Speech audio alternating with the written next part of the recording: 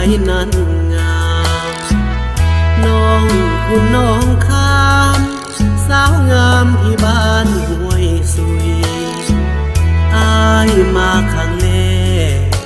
แปลกใจน้องบอกขี้คุย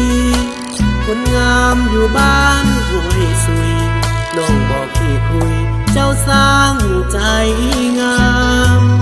บ้านอยู่เข้มข้นอายนั่งมองยามน้องยิ้มเบียร์หัวใจอายแทบใจ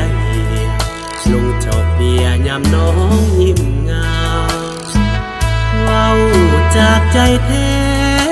ขอฮักแด่น้องคนงามสาวคูนทางน้องสาวขาวคนงามดินแดนหาดทรายเขตพัฒนาเขื่อนไฟฟ้าแม่น้ำคองเห็นใจพ่อแม่พี่น้องเนื้อทองจากดินเกิดกาย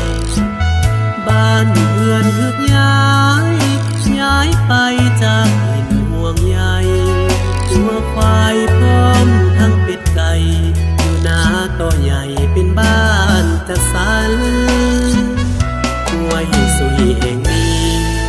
ได้เป็นแต่เพียงอดีตเปลี่ยนจากชีวิต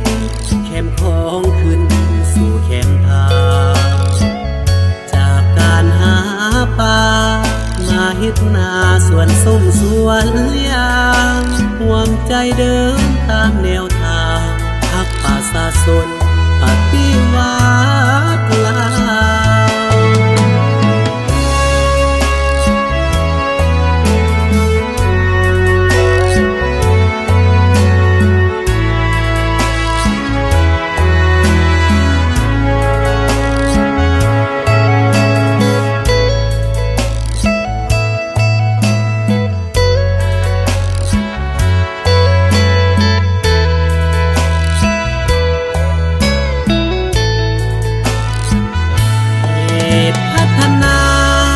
เขื่อนไฟฟ้า